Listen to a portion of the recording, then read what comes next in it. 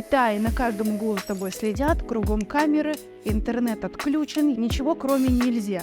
Это частый случай, когда люди из верхних строчек китайского списка Forbes садятся в тюрьму там или исчезают. Россия могла пойти по этому пути. Мне даже вот китайцы там жаловались, что вот там городская китайская девушка, они вообще все уже совсем обнаглели, не то что раньше. Только через страх. Среднестатистический там житель даже некоторых западных стран следит за своей речью порой гораздо аккуратнее, чем китаец. Что это за менталитет? Как мыслит такой человек? Что его интересует? Создать семью и обеспечить недвижимостью себя — это дело всей жизни, и это очень тяжело. Что-то мне это напоминает.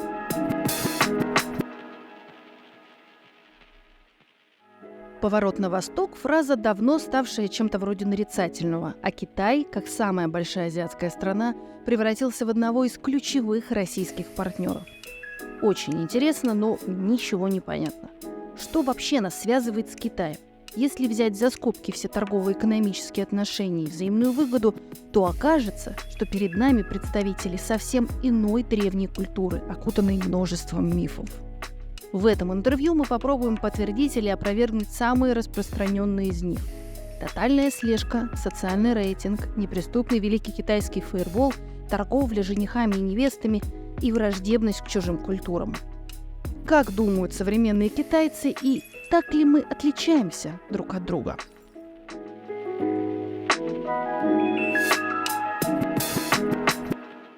Я посмотрела предварительно перед нашим интервью, что вообще говорят о китайцах, как их воспринимают, и хотела бы, чтобы вы эти мифы либо подтвердили, либо опровергли, и в конечном счете наши зрители могли понять, как им ориентироваться на своем уровне в нынешней геополитической ситуации. Постараюсь, чем могу, помочь в этом деле.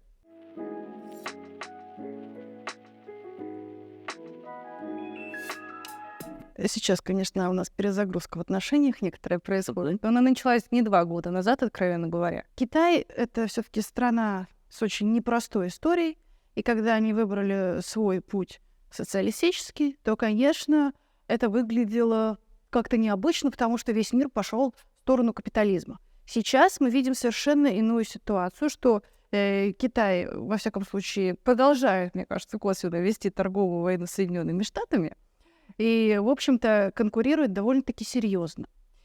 И вот мне интересно, при всем этом, при роли партии, при том, что это все-таки на бытовом уровне воспринимается как страна очень четких правил и запретов, что даже лидеры списка Forbes ни от чего не застрахованы, если они совершили ошибку.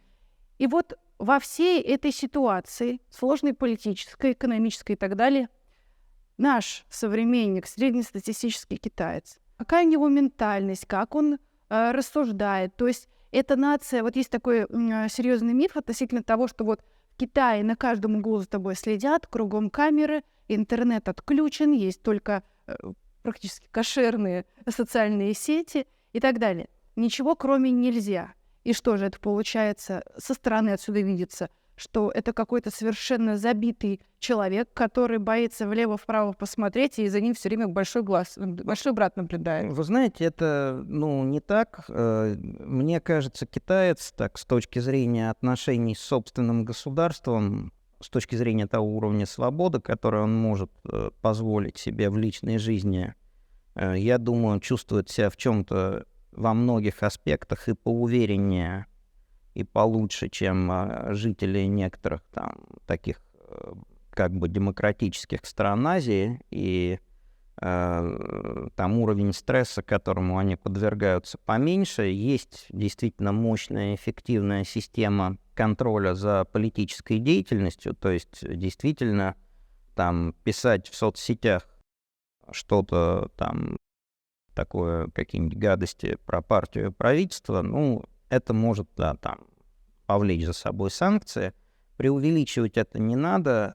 Есть определенная довольно высокая степень свободы в СМИ и соцсетях при дискуссии по вопросам, связанным с экономической политикой и внешней политикой. Там можно высказывать совершенно разные точки зрения есть дискуссия и по вопросам истории, и довольно активная дискуссия по вопросам идеологии, есть свои левые, есть свои правые, но есть и определенная система запретов, там, которая касается нападок на основы Ну вот китайской чего политической точно системы. себе никогда не позволит китаец конкретно? Ну, как, он может позволить там и позволяют, просто ему может прилететь за это. Но это именно сомнение в территориальной целостности КНР, в легитимности власти Китайской коммунистической партии, конкретно какие-то персональные нападки на высшее руководство.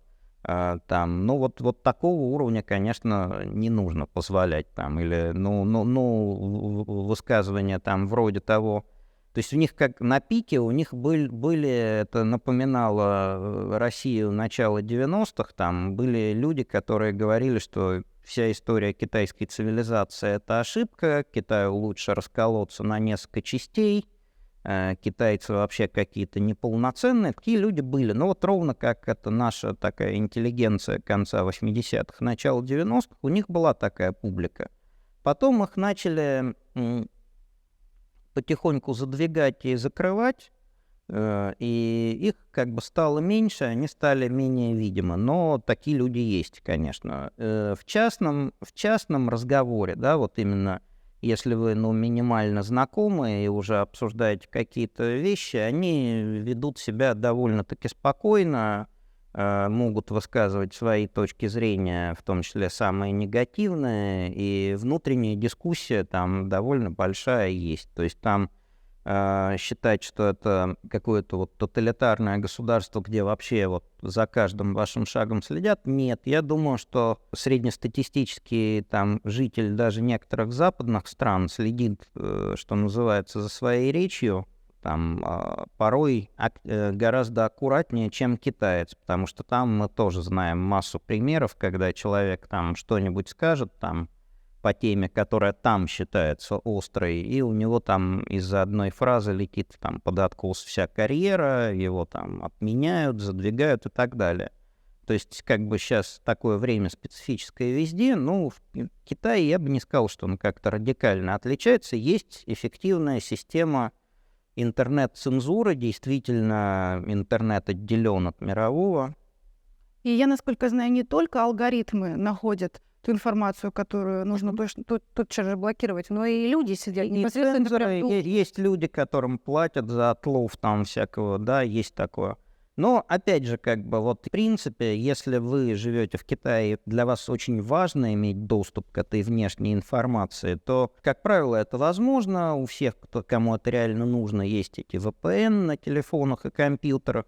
Периодически они устаревают, надо покупать новые, но вы этим пользуетесь и спокойно живете. Но для широких масс там эти каналы перекрыты, есть полная своя инфраструктура в интернете, свои, то, что у нас еще не в полной мере, да, там у нас какие-то вещи закрыты своими сервисами типа поиска или там соцсетей, ну вот у нас там нет аналога Ютуба, у них есть там, ну вот у них как бы... Уже сделали Рутуб. Обязательно продвинем эту национальную идею. Он как бы, да, к нему там много претензий с точки зрения там его алгоритмов и того, как он работает. У китайцев вот это как бы развитые более гораздо системы. Ну вот такая среда есть, действительно за интернетом следят, за политической активностью следят, за такой частной уже жизнью надзора такого уж большого нету. То есть там правительство пытается сформулировать с переменным успехом какие-то твердые там требования к моральному облику партийного там этого кадрового работника и пытается на них настаивать, но как-то вот получается не очень. Как раз вот это забавный такой момент, когда берут какого-то китайского коррупционера и идут репортажи о том, какой он был негодяй. Там в числе вот преступлений указывается количество любовниц, и иногда так читаешь, там был, по-моему, персонаж, у которого было более 100 любовниц, и начинаешь задумываться, как же вот человек чисто технически-то вот это мог реализовать. Это же надо какое-то расписание или, не знаю, Как минимум крепкое здоровье. здоровье, наверное, да, крепкое. Но вот, тем не менее, такие вот по 70, по 100 любовниц персонажи встречались. Вот это, то есть удивительная такая вещь, наверное, очень, да, такие какие-то тайные китайские практики. Но, кстати, при всем этом я что-то вот, по крайней мере, в широком поле, я не вижу никакой информации про массовую иммиграцию из Китая. И я не вижу информации о том, что китайские тюрьмы переполнены. У них маленькое количество заключенных. При всей вот этой строгости режима, с одной стороны. Ну, Почему? Вообще-то, То есть это комфортное условие? ну, смотрите, вообще-то в современном мире чемпионом по количеству зэков на душу населения являются США с огромным-огромным отрывом. Там у них сидит при меньшей численности населения в несколько раз больше людей, чем в Китае. В Китае количество заключенных относительно ограниченное, несмотря на суровое уголовное законодательство. В целом уровень уголовной преступности в Китае низкий. Полиция работает хорошо, то есть какие-то вот такие проявления беспредела они сумели погасить. У них важным является достижением то, что они очень хорошо также наладили антинаркотическую работу и смогли привести к снижению потребления наркотиков в Китае. Ну, только через страх. Это не через страх, то есть есть некий набор мифов о якобы массовом применении смертной казни в Китае. Это мифы. Значит, вообще китайская правовая система движется в направлении постепенного сокращения применения смертной казни. То есть у нас там до сих пор кто-то там может считать, что в Китае чуть ли не расстреливают на стадионах. Там публичные казни вообще с начала 90-х запрещены, а в принципе вся вот линия сейчас любой смертный приговор должен подтверждаться Верховным народным судом, линия на то, чтобы их было как можно, постепенно уменьшать. То есть там, довольно строгая уголовная система, но главное, там скорее неотвратимость наказания обеспечивается вот в этих сферах и хорошая такая оперативная работа полиции. Где у них преступность процветает и где надо быть осторожным, это, конечно, сфера всевозможных мошенничеств, такая беловоротничковая преступность и кибермошенничество. То есть Китай — это место, где можно с высокой вероятностью попасть под какую-то разводку хитрую, где надо тщательно перепроверять своих контрагентов, где надо быть очень аккуратным со своими устройствами там, и со своей информацией, где лучше не предпринимать, там, допустим, каких-то действий, за которые вам потом будет стыдно, потому что помимо слежки государства есть вот такой целый куст такой преступной деятельности там, со сбором такого компромата, либо там с целью продажи, допустим, на порно-сайты, либо с целью шантажа. Это постоянная такая тоже проблема. Вот это такая интеллектуальная преступность развита довольно сильно. Классическая, связанная с насилием, она, в принципе, удерживается правоохранительными органами под контролем. Работают они хорошо, и полномочия у них довольно большие, конечно. А почему китайцы, неправильно сказать, любят свою страну, все адекватные люди любят свою страну? Почему массово не происходит иммиграция из Китая? Иммиграция была в прошлом. Сейчас Китай — это страна, у которой сокращается численность населения и численность трудоспособного населения довольно. При этом экономические темпы экономического роста остаются значительными. Соответственно, в этих условиях довольно быстро растут зарплаты.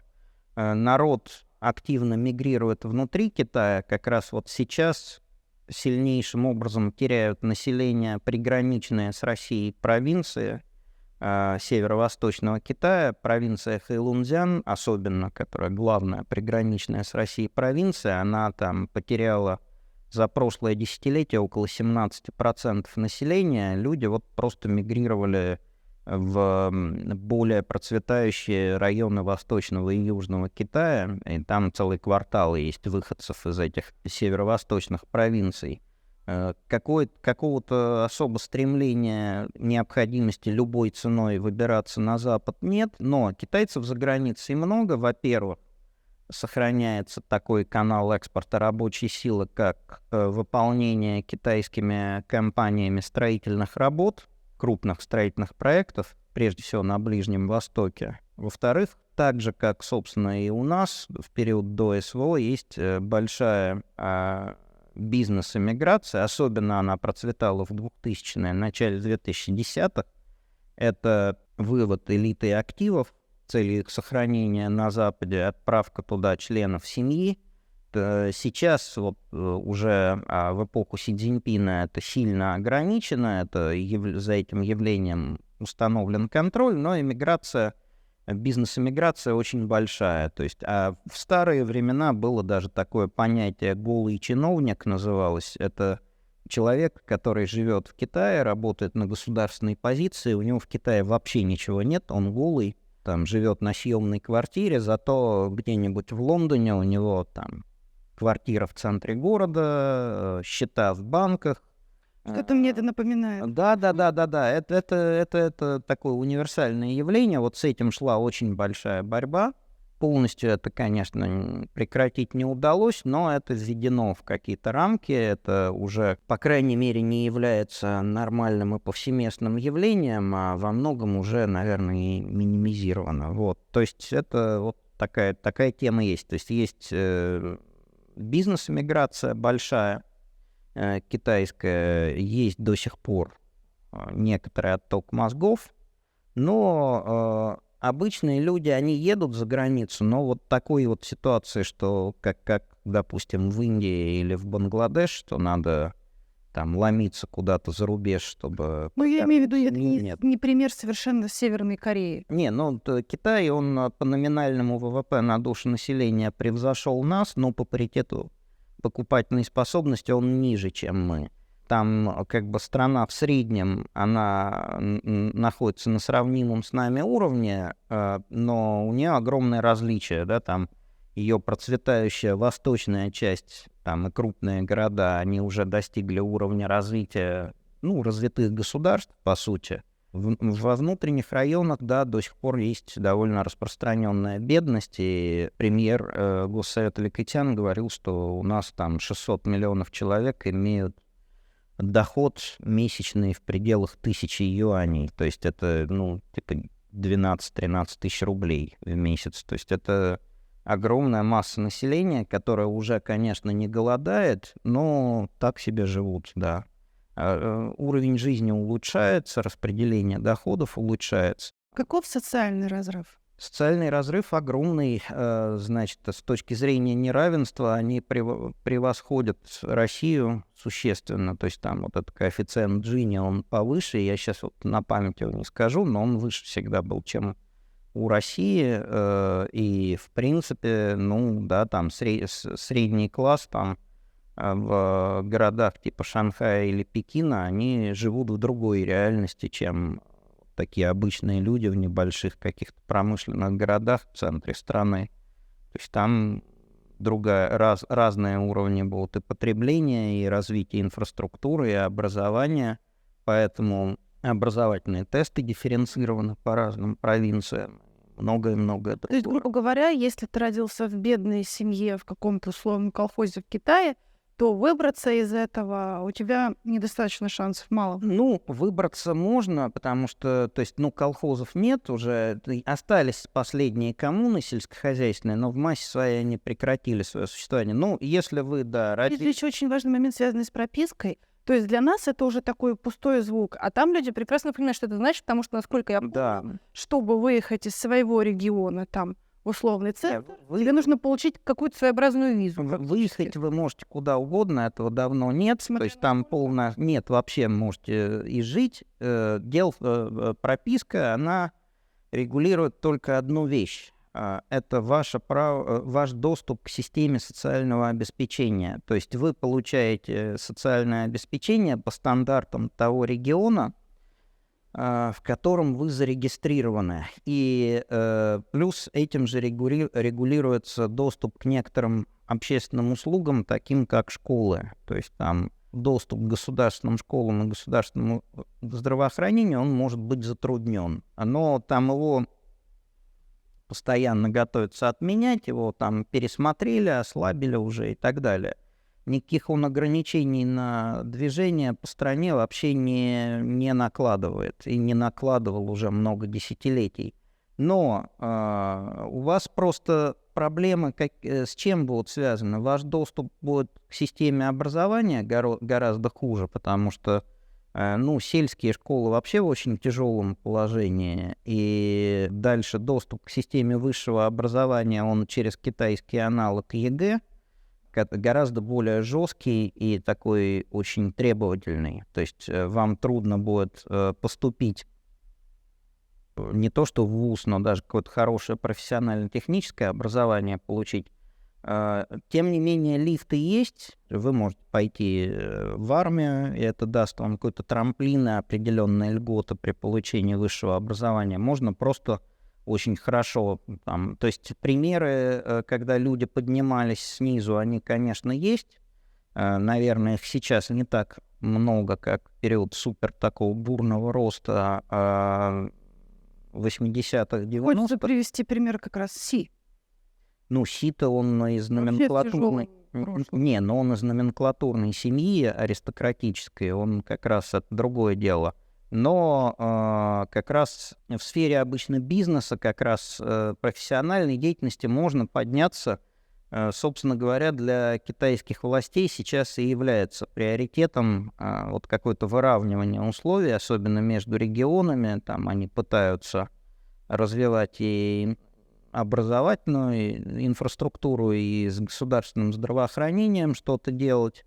Эта работа идет. Она просто огромна по своим масштабам, поскольку очень большие различия между разными частями страны, но это пытаются делать, вот, так же, как и создание настоящей общенациональной пенсионной системы, она тоже вот, создана в основе своей и совершенствуется.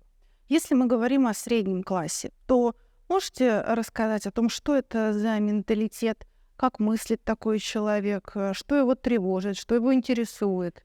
Китайский средний класс — это там сотни миллионов человек, там просто по-разному можно все это оценивать, но, как правило, мы должны понимать, что это уже городские жители, как правило, у них малодетная семья, то есть ребенок, как правило, один, и даже хотя сейчас сняты все ограничения на рождение детей, люди уже сами не хотят особо это делать. Важными факторами, которые влияют на такого человека, являются, во-первых, пузырь цен на рынке недвижимости, то есть очень важная проблема — это обеспечить недвижимостью своего ребенка, да, чтобы он мог создать семью. И обеспечить недвижимостью себя — это дело всей жизни, и это очень тяжело, такой тяжелый рынок недвижимости. Второй важный фактор, который оказывает давление на домохозяйство и является причиной низкой рождаемости, это образование. Образование суперконкурентное в Китае, и колоссальная разница между вашими перспективами на рынке труда в зависимости от университета, который вы закончите. Это там определяет в значительной мере всю жизнь. Отсюда вот эта атмосфера безумных крысиных бегов, чтобы лучше сдать этот самый экзамен, невзирая на ущерб здоровью, психике и всему. То есть, когда там китайский ребенок последние несколько лет перед этим экзаменом не живет, а занимается только зубрежкой, и занимается зубрежкой даже когда он попадает в больницу под капельницей лежит, и все это доводится до предела, и на нем вот эта семья тратит огромную долю своего дохода на дополнительные занятия, потому что только занимаясь в школе, он этот экзамен не сдаст. И вот это вот идет, это сильнейший стресс для домохозяйства. В такой семье работают и муж и жена. В каких-то случаях им могут помогать старшие родственники присматривать за детьми, бабушки, дедушки, примерно как и у нас. для китайского домохозяйства характерно откладывать значительную долю всего, что они зарабатывают, то есть у них очень большие накопления. Связано это с тем, что система социального обеспечения в стране там до начала десятых годов практически отсутствовала, общенациональная. Сейчас она есть, но по многим параметрам послабее, чем наша. Плюс вот эта необходимость оплачивать будущее продвижение своих детей, то есть это образование, это недвижимость. Насколько заоблачная в цене недвижимость? Как мало людей может ее себе позволить? И там живут же в совсем каких-то маленьких квартирках в основном. Ну, в Китае не экстремально маленькие квартирки, там соблюдаются правила, то есть экстремально маленькие, это вот история Гонконга. В Китае, ну... Это же не 8 квадратных метров. Нет, там нормальные квартиры, но они стоят там могут там в большом городе там около $1 миллиона там легко. То есть это огромная... Это сумма, которую за всю жизнь многие не смогут заработать. Ну представитель среднего класса, семья из среднего класса, напрягшись, она вот эти там несколько сот тысяч долларов, $1 миллион она может заработать. Это просто напряжение, этому будут посвящены годы жизни, на это будут уходить все деньги, попросят о помощи расширенную семью, потом будут долго рассчитываться, вот примерно вот так. Сколько это квадратных метров примерно? Да, мне кажется, у них не отличаются. Ну, я как бы жил там в квартире где-то в начале десятых, но там не отличались они от наших там особо размерами. Там как-то, обычные квартиры. То есть, бывают там по, не знаю, 30-40 там. Обычные квартиры, то есть примерно так же там. Но стоимость квадратного метра выше, чем у нас. А почему нельзя снимать, например, всю жизнь и быть непривязанным к какому-то конкретному месту? Во-первых, это все-таки менталитет. То есть все же считается, что семья должна начинаться с приобретения собственной недвижимости. И, раньше, по крайней мере, было довольно жесткое правило, что если молодой человек хочет жениться, у него должна быть недвижимость. Иначе он как жених какой-то такой завалящий, в общем, совсем. И это тоже мне что-то напоминает. Да, вот. Это много где так. Сейчас, конечно, начали больше снимать, и сейчас, то есть сейчас есть такое явление, что становится больше вот именно таких свадеб под влиянием чувств, когда люди уже не ждут там годами, что вот там мы там создадим базу и будем двигаться дальше. Такого больше, да, общество меняется, но по-прежнему все же есть такая ориентация на то, что надо иметь гарантии, потому что цены на съем недвижимости тоже на самом деле растут в крупных городах. Это недешево, и уровень защищенности ниже. В общем, стараются все же, когда можно. То есть старая добрая формула: дачка, тачка, собачка. База экономическая должна быть, на это смотрят, конечно, да. К этому относятся серьезно. Это, я думаю, примерно так же, как и у нас. То есть все довольно похоже, но надо это умножить на гораздо более такую жесткую конкуренцию внутри общества. У нас как-то все так немножко поспокойнее, расслабленнее, помощнее система соцобеспечения, нету такой жесткой дифференциации для вашей дальнейшей жизни в зависимости от вуза, который вы закончили. То есть у нас есть масса людей, которые могли закончить там какие-то небольшие провинциальные там университеты и дальше уже спокойно сделать карьеру.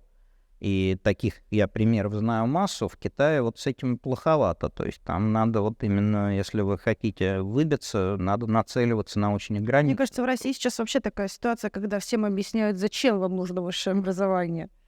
Потому что есть общее впечатление, что главное — это практика, и можно по ходу всех локтей растолкать. У нас, да, как бы человека оценивают, исходя из опыта работы, и, как правило, там после того, как вы отработали в скольких-то местах, то есть уже там, когда вам больше 30 лет, всем довольно-таки наплевать, там, какой вы вуз заканчивали, важно будет, вот, где вы успели поработать и что вы из себя представляете. А там это так же, как, кстати, и в Южной Корее, это на всю жизнь. Василий Борисович, вы сказали про конкуренцию, и здесь, конечно, очень интересный китайский пример, потому что они фактически первопроходцы социального рейтинга. Это та история, которая в стране широко применяется. Она не применяется широко. Но как минимум отдельные компании это используют. Если ты хочешь взять машину в аренду или еще что-то, Смотрите, у тебя есть определенный рейтинг. отдельные компании это используют по всему миру, и даже в России есть кредитный рейтинг и кредитная история у каждого человека, который влияет там на какие-то ваши возможности брать кредиты или что-то. Китай на данный момент качественно от этого не отличается. Какие-то попытки двигаться в этом направлении, там, создания более мощных систем рейтинга, они предпринимались и ни к чему, в общем-то, не привели. То есть, ну, там в Китае, может, несколько более интегрированы эти системы, ну, и, в принципе, наверное, все. То есть, То есть это миф про социальный рейтинг. Это, да, хайп такой был, когда появились первые сообщения о том, что в Китае появились какие-то разработки, тестовые движения в этом направлении. Ну, у нас это подраздули. Реально какой-то там тотальной вот этой системы слежки нет. И, в принципе, ну, примерно так же люди. То есть у государства там больше возможностей следить за вами, потому что там меньше минимизирован оборот наличных и больше является цифровая составляющая в вашей жизни, плюс очень мощная система видеонаблюдения, но вот какого-то тотального рейтинга, который следит, и система, которая там большого брата, который следит за каждым вашим шагом, этого нет. Просто это не создано, это там обсуждалось, что-то такое, но вот, видимо, решили не идти по этому пути или ничего не получилось просто. Если мы говорим о китайском народе, об обществе, то, конечно, здесь нельзя не поговорить о роли женщин, потому что долгое время вообще это было общество достаточно патриархальное, не знаю, как настолько часто, насколько сохранилось, но, в общем-то, была проблема того, что главная роль женщины — это рожать детей, быть хранительницей домашнего очага. Сейчас, понятное дело, женщины уже работают, и в этой связи я знаю также, что многие женщины уже действительно стремятся к какой-то эмансипации, и они не хотят быстро вступать в брак. То есть существует такая проблема. И, соответственно, как меняется в этой связи общество, конкретно позиции женщин? Ну, смотрите, от патриархата в Китае, по крайней мере, в городе не осталось практически ничего. То есть там женщины широчайшим образом представлены на любых позициях, и в том числе там, там есть примеры известные, например, женщина-контр-адмирал, разработчик боевых кораблей. Мы ездили на космодром, там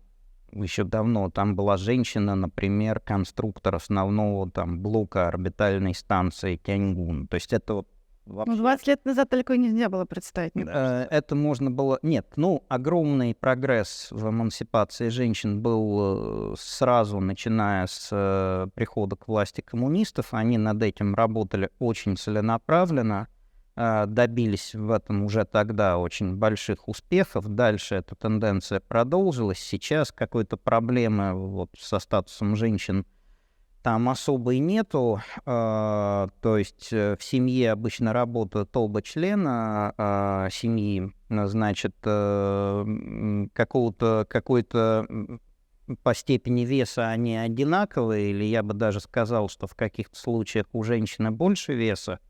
Домашнее хозяйство также делятся поровну. Я бы даже сказал, что чаще готовкой может мужчина заниматься, чем женщина. Уход за детьми тоже делится примерно поровну. То есть там полный, в принципе, в этом отношении баланс. На высших, самых высших должностях в госаппарате женщин меньше, конечно, существенно, чем мужчин, но это практически везде так, если там не вводить искусственные квоты. В бизнесе на позициях таких их много. И более того, значит, из-за того, что проводилась политика одного ребенка, и для многих семей долгие годы целью было иметь именно сына, потому что сын продолжатель вашего рода, а дочь становится частью другого, да, то возник гендерный дисбаланс, да, там на несколько десятков миллионов человек, девочек рождалось меньше, и возникла, я бы сказал, благоприятная для женщин ситуация на брачном рынке. То есть им было... И это мне даже вот китайцы там жаловались, что вот там городская китайская девушка, они вообще все уже совсем обнаглели, не то что раньше, им там, к ней там вообще никак не подъедешь, капризничают, там чего-то там скандалят, вообще куда мы катимся, это популярная такая тема, ну, как везде, наверное, да, там, и долгое время была такая ситуация, что, в принципе, найти было, наверное, проще партнера женщине, чем мужчине, то есть мужчина, вот, который такой совсем бедный, не очень успешный, он с высокой вероятностью оставался без подруги жизни. Значит, есть в то же время свои такие особенности, они связаны все же с тем, что общество такое иерархизированное, большое значение имеет статус, и проблемы у женщины возникают в случае, если она получила высшее образование, добилась каких-то успехов в карьере, но к этому времени не вышла замуж. Связано это с тем, что все же в их как бы системе важно, чтобы муж зарабатывал больше, чем жена, занимал более прочное положение, потому что, ну, как бы, если он зарабатывает меньше жены, он, ну, какой-то там, ну, замухрызг какой-то, да, там, как бы, некрасиво это. Соответственно, мужчина, когда будет искать себе спутницу жизни, он будет ориентироваться на тех, кто либо на одном уровне с ним, либо там с точки зрения дохода, образования чуть пониже, да.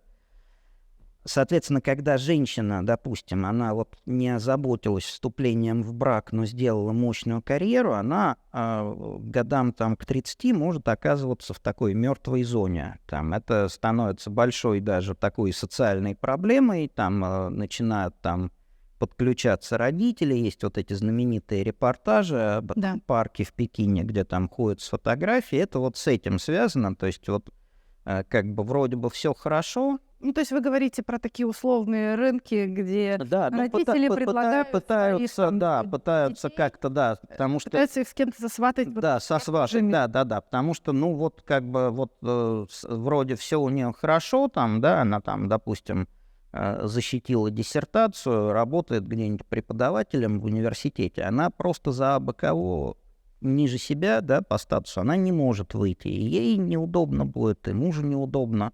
А вот как бы обычно более такие уже, ну, успешные, да, мужички такого возраста, они уже все поженились. И тут начинается, да, там такая беготня, в общем, это проблема бывает, да, такая вот, и довольно серьезная. То, что вы описываете, это совершенно при всех своих нюансах не похоже на какой-то отдельный мир, которым представляет китайское общество.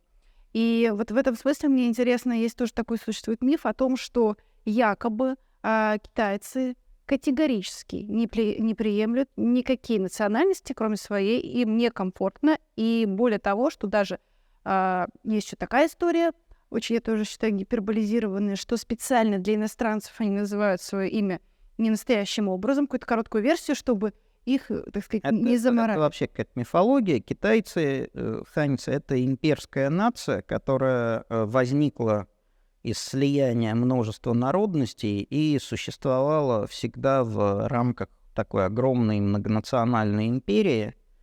Поэтому для них сосуществование с людьми другого языка, расы, религии является совершенно нормальным. И там в некоторых районах Китая продолжалось такое сосуществование многие века. Каких-то таких проблем особых в контактах нет. Есть интерес даже к общению с иностранцами. Есть все же китайская такая практика, что они, когда учат иностранный язык или долго общаются с иностранцами другой национальности, они берут себе иностранное имя, делается это не из каких-то там побуждений что-то скрыть, это просто считается, что этим упрощается общение, И, ну, если китаец учит язык, он считает, что он еще таким образом может лучше влиться в иностранную культуру, лучше ее понять. Это для них распространенная практика, поэтому любой практически китаец, который учил русский язык, работает с русскими, будет иметь русское имя, которое он сам себе там выбрал еще обычно на каком-нибудь раннем этапе изучения русского языка. И то есть там отношение к имени, оно несколько другое, потому что у нас оно связано с крещением, святцами. То есть русские люди, они неохотно меняют имена. В Китае там совершенно другое. Это просто вам родители ваше имя придумали, там что-нибудь такое, там более или менее удачно. Обычно оно там, ну, оно всегда со смыслом. Вот, и вы с ним живете, но не нравится, вам сменили. Поэтому нет, с ними нормально можно совершенно контактировать. Есть проблема объективная, связанная с трудностями изучения китайского языка и с трудностями изучения русского и европейских языков. А это правда, что те люди, которые, ну, россияне, например, учат китайский язык, что это настолько серьезно влияет на психику, что даже вот эти вот, я слышала истории про то, как студенты, китаисты в вузах, там кому-то даже приезжает скорая, потому что они не справляются, они сходят с ума. Ну, и не... Ну, я сегодня про мифы спрашиваю. Я вижу, у вас все в порядке. Нет, ну, изучать китайский язык труднее, чем европейские языки. Особенно первые пару лет нужна определенная целеустремленность и готовность там учить именно и запоминать. То есть, ну, язык трудный, а там, ну, наверное, есть люди, которым он не по силу, хотя ничего сверхъестественного в нем нету. Есть люди просто неспособные, наверное, к языкам, которым не надо их учить.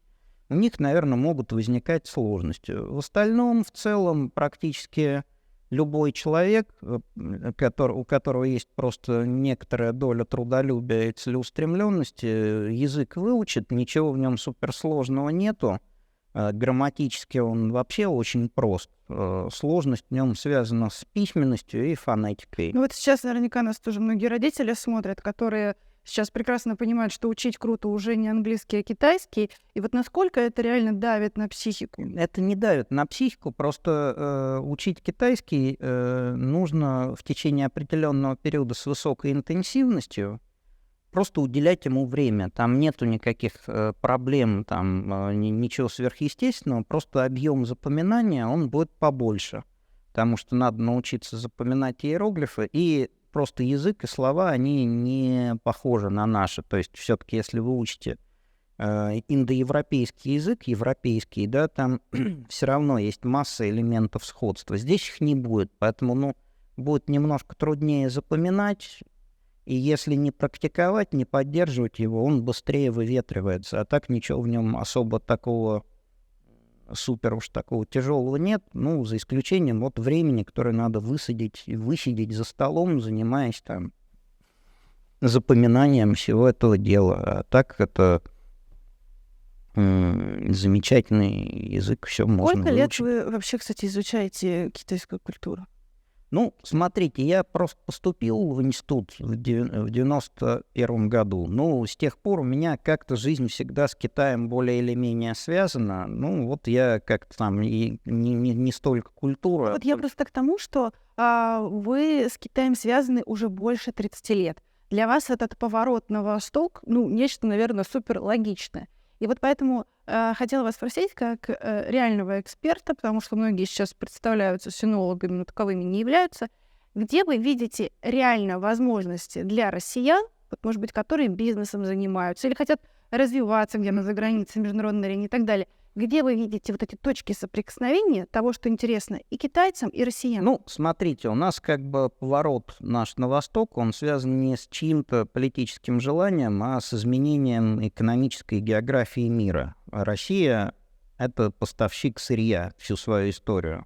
Там разных видов сырья, то есть там просто там когда-то это могли быть меха и древесина, потом это было железо и зерно, потом это стала нефть. Но, тем не менее, сырье, оно потребляются там, где есть промышленность обрабатывающая. И только там. Значит, вся обрабатывающая промышленность мира, она сейчас, по сути, сконцентрирована в Азии.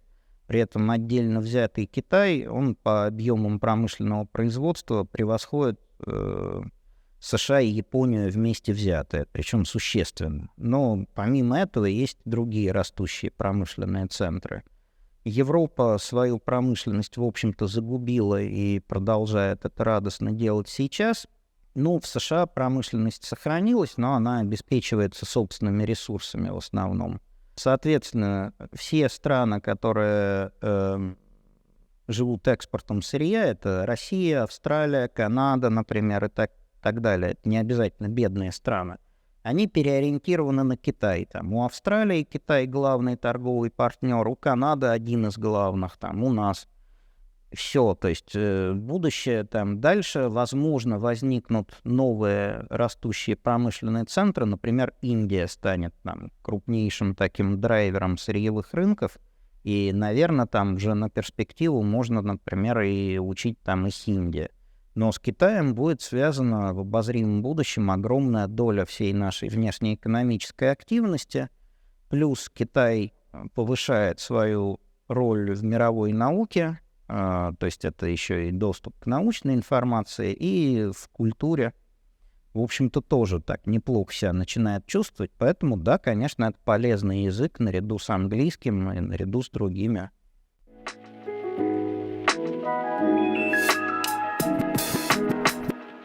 Когда мы говорим про Китай, первое, что приходит в голову, это то, что есть Си Цзиньпин, есть КПК, Компартия Китая, и что это, по сути, коммунизм. Но это никакой не коммунизм, а социализм с китайским определенным аспектом. Вот здесь, что называется, что было раньше, курица или яйцо, коммунизм или социализм, то есть они, получается, изначально пошли по пути Советского Союза, и ведь я знаю, что Китай также переживал и перестройку, просто немногим раньше, и также знают, что такое приватизация, и до сих пор существует в этой реальности. Вот можете объяснить, где наши пути разошлись? Ну, прежде всего, для понимания устройства китайской системы важно отметить, что Китай, так же, как и в свое время Союз, это очень специфический тип государства, это государство-партия, то есть это система, где государственный аппарат и партийный аппарат неразрывно связаны, и партийный аппарат имеет больший вес, большее значение, чем государственный аппарат. Мы имели подобную же систему в Советском Союзе. В силу распада советской системы партийный аппарат был разрушен, что привело на самом деле к серьезному и длительному управленческому хаосу. Делать это было, видимо, совершенно не обязательно. В Китае вот эта специфическая система, она сохранилась. Что она означает на практике? Есть система государственных должностей, государственных ведомств, государственных всевозможных званий. Есть система партийных структур, которые существуют параллельно. Любой высокопоставленный китайский государственный или военный деятель имеет две карьеры, государственную и партийную. Причем его должность в партийной иерархии всегда важнее, чем его должность в государственной иерархии. Можете на примере объяснить? Ну, например, у вас есть провинция, есть партком провинции и секретарь парткома провинции. Это главный человек, который вот есть в данном конкретном регионе. Губернатор провинции, который является одновременно обычно заместителем секретаря парткома провинции, и есть члены правительства провинции, у которых тоже есть партийные должности, и которые входят в состав тех или иных партийных комитетов, отвечающих за разные направления работы в этой провинции. На высшем уровне, вот есть Си Цзиньпин. У Си Цзиньпина есть три главных должности. Он председатель КНР, на английский китайцы это переводят как президент, но это близкая должность по смыслу. Он генеральный секретарь Центрального комитета партии, и он председатель Центрального военного совета. Вот из самых Из этих 3 должностей самая малозначительная — это должность председателя КНР. Она вообще ничего не значит, ее в отдельные периоды китайской Это как британская королева. это гораздо меньше. Это представительские функции в рамках определенных Всекитайским собранием народных представителей, больше ничего. Самая главная должность — это генеральный секретарь ЦК КПК, поскольку она дает, по сути, контроль над всем партийно-государственным аппаратом, над кадровыми решениями, выработкой ключевых политических. И есть еще позиция главы Центрального военного совета. Центральный военный совет — это специфический орган в системе партии, который контролирует военных. И вместе с этим ряд ведомств, связанных с аппаратом внутренней безопасности и спецслужбами. То есть это партийная система, очень специфическая. И как в партийной системе, эта партия ленинского типа, она пошла несколько другим путем, но очень многое там знакомо нам по опыту КПСС и ВКПБ. Там есть специфическая система выдвижения кадров, специфическая система принятия решений, коллективного принятия решений, но при очень важной роли лидера, и специфическая система принятия процедур, определяемых уставом, которые регулируют фактически все сферы жизни коммуниста. Вот эта система, она сохранилась. Экономический курс, он очень сильно изменился, но, опять же, сказать, что Китай ушел полностью от коммунистических идей или социализма, нельзя, потому что уровень вмешательства, который в экономику, который допустимо, который могут позволить себе китайские власти, он превосходит, неизмеримо превосходит то, что мы можем наблюдать даже в России, не говоря там о странах вроде США. И хотя частный бизнес, он больше не находится на таком в состоянии пораженности в правах, они включены в состав элиты где-то с конца 90-х годов, но выше определенного уровня им не дают подниматься. То есть самый богатый китайский бизнесмен, он не может даже, в принципе, помыслить о том, чтобы пытаться реально влиять на госполитику по значимым направлениям. Вот здесь сразу хочу расспросить про компанию Alibaba. Был кейс, насколько я помню, в какой-то момент глава компании просто его больше никто не видел, не слышал. Нет, он просто потерял контроль над компанией именно в силу своего несогласия с той государственной политикой, которая ему навязывалась. Вот в рамках очередного курса реформ, очередного смены курса, он вошел в противоречие, пытался отстаивать свою точку зрения, отправился на почетную пенсию. Это хороший вариант. В принципе, там есть много вариантов. Это частый случай, когда люди из верхних строчек китайского списка Forbes садятся в тюрьму или исчезают. Они не исчезают, они просто могут пропасть на несколько месяцев, потом либо садятся в тюрьму, либо выходят, но там ясно, что в отношении них какие-то решения были приняты.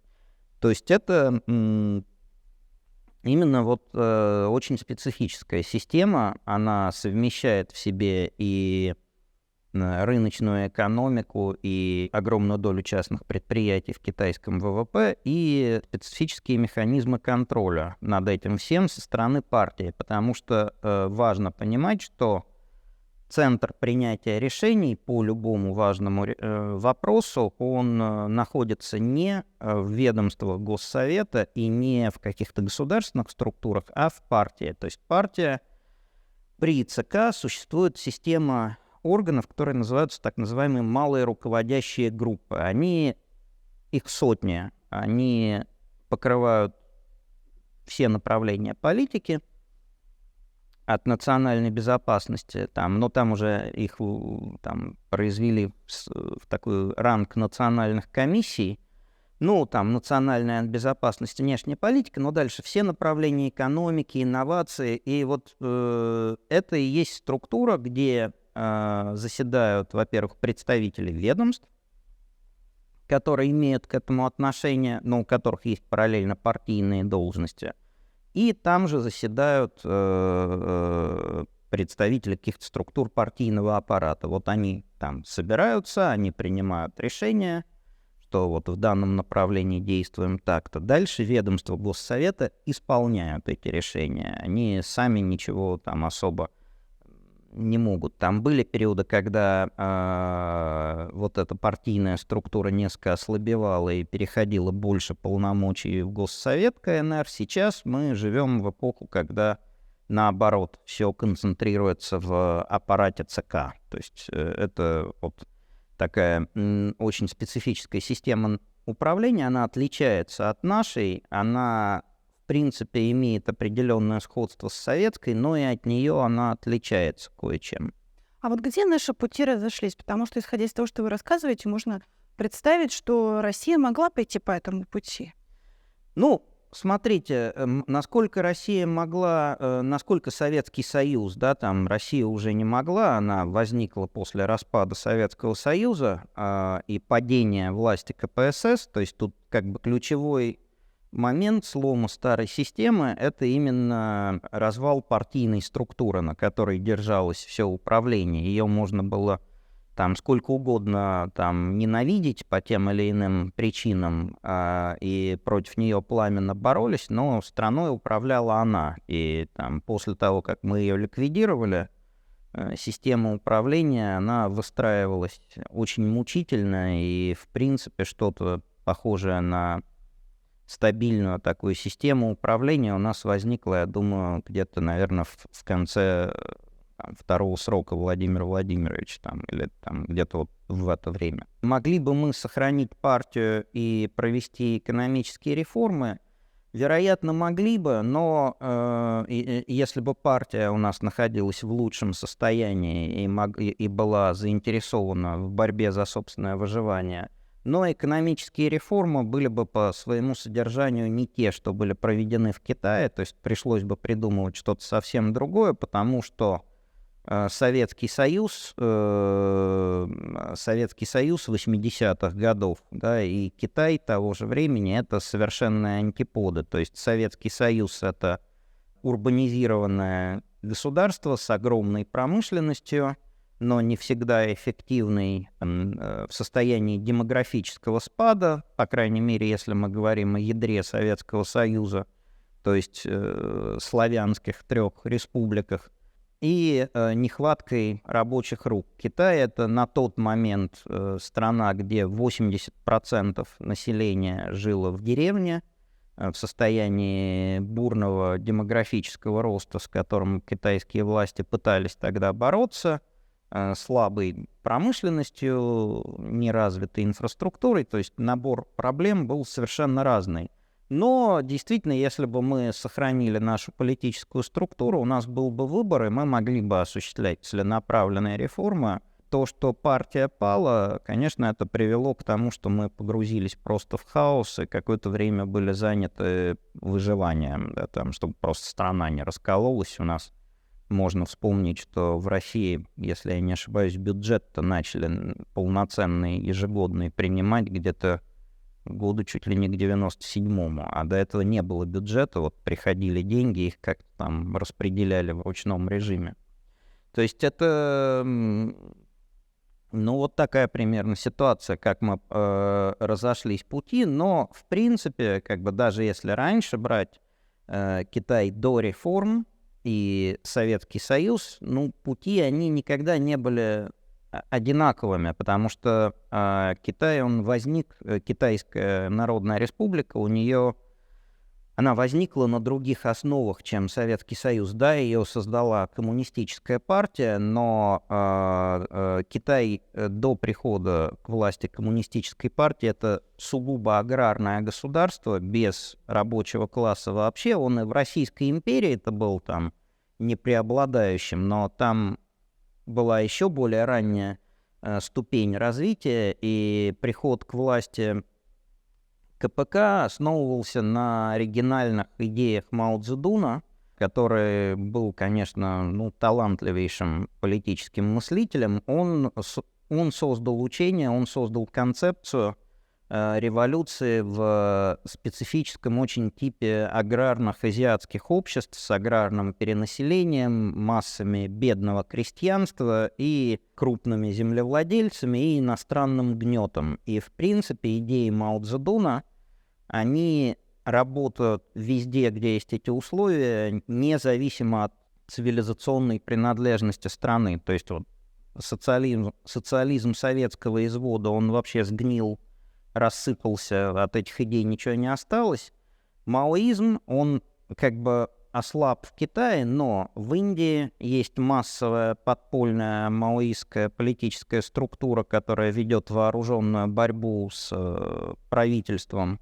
На Филиппинах там многие десятилетия идет партизанская война местной маоистской партии, и она никуда не уходит. Там до недавнего времени в Непале, и там в какой-то момент маоисты даже взяли власть фактически. И если брать далекие от Азии страны, ну вот можно вспомнить Перу, где маоистская политическая организация под названием «Светлый путь» Сендеро Луминоса, она где-то в 90-е еще годы контролировала треть территории страны, потом ее удалось там разгромить, но остатки ее до сих пор как бы воюют, потому что там структура общества вот была примерно такая же, как в Азии, а уже вот все эти там культурные особенности, они для этой идеи большого на самом деле значения не имеют.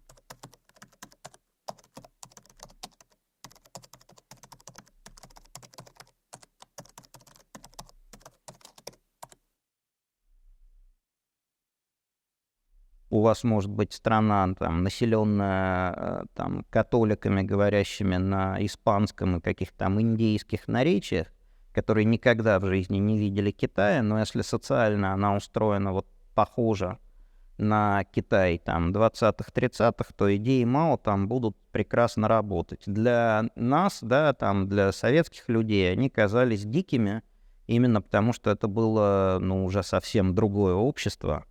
Вот. И, в принципе, именно с этим связан кризис идеологии в современном Китае. Это уже другое общество, то есть урбанизированное, образованное, относительно зажиточное, и ясно, что от идей Мао надо потихонечку уходить, что, в общем-то, и происходит. То есть это... Ну, это сделал еще Сяопин. Дэн Сяопин, он сделал шаги в изменении структуры общества, а вот уходить от именно идеологической базы стали сильнее всего, мне кажется, вот именно сейчас уже при Си Цзиньпине. То есть Мао признается как, конечно, создатель государства, как человек, идеи которого по-прежнему имеют значение, на него ссылаются, но вот так уже постепенно все меньше и меньше, потому что к современному китайскому обществу многое из того, что он говорил, просто не имеет никакого отношения. Он имел дело с обществом, состоявшим главным образом из колоссального количества обездоленных крестьян, у которых были специфические запросы, с одной стороны, на установление закона и порядка, и, с другой стороны, на справедливость и раздел земли. Вот китайские коммунисты, они в 40-е, 50-е годы вот эту свою часть договора, в принципе, выполнили во многом, и на этом основывалась очень высокая прочность их власти, несмотря на катастрофы большого скачка и культурной революции. Но система была другой, и у советских как раз товарищей вот эта вся идеология, она вызывала непонимание, порой неприятие. До определенного момента Мао их убеждал в том, что он просто там приспосабливает это к своей специфике, и что он...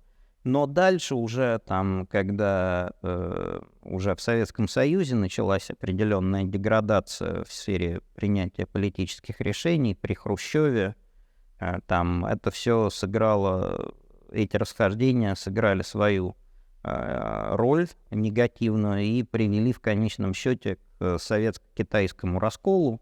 Это был раскол не между двумя странами, а именно раскол между двумя партиями, потому что вот с догматической точки зрения невозможно было некоторые вещи принять китайцам, которые происходили в Советском Союзе, и Советском Союзе в том, что происходило в Китае.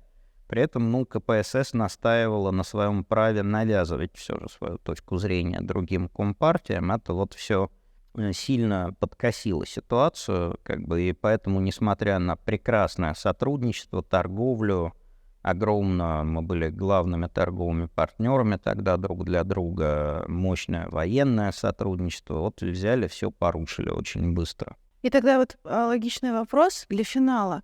Василий Борисович, а после того, как пути России и Китая, если можно так сказать, разошлись, сейчас они сходятся, вы можете себе представить Россию, там уже не 2.0, наверное, а 3.0 китайского типа? Ну, что значит китайского типа? Социализм, со своим особым каким-то уклоном. Нет, ну, социализм, он в каком-то виде, он вполне может вернуться, и там это вполне вероятно. Можем ли мы перенять китайский уклад в свою жизнь в экономическом Нет, плане, в государственном управлении? Смотрите, создание там партии по образцу КПСС, восстановление, это крайне маловероятно. Это мы уже пошли по другому пути, и, скорее всего, это не получится, даже если бы кто-то захотел. То есть у нас нету уже партий такого типа, мы двигаемся в рамках другой парадигмы, и я думаю, это уже предопределено.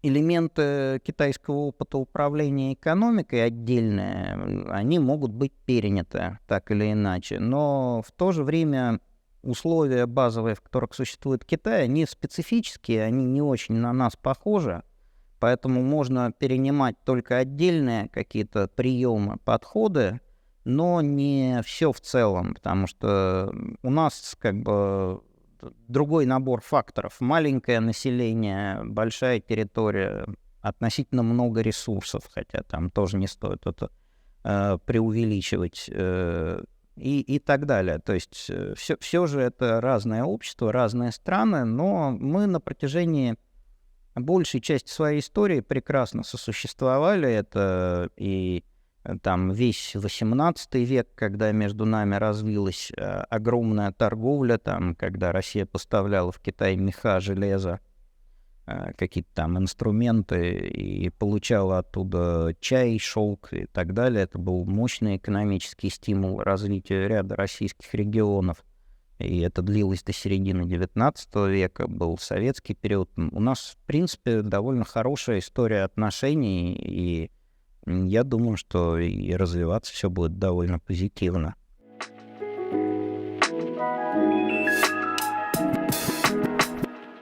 Дорогие друзья, я очень рада, если вы досмотрели до этого момента, подозреваю, что интервью вам понравилось или как минимум показалось интересным. Для меня это совершенно новый опыт, я, признаться, немножко волнуюсь, может быть, что-то делаю не так, поэтому очень вас прошу, прям категорически, оставляйте в комментариях свое мнение, может быть, ваши предложения о том, каких героев вы хотели бы видеть, чью экспертизу вам было бы интересно узнать, потому что я напоминаю, что мой канал свободен от любого спама, только реальные эксперты, только полезная информация. Пожалуйста, подписывайтесь, поддерживайте лайками, если это видео вам понравилось. Моему новому проекту это очень важно.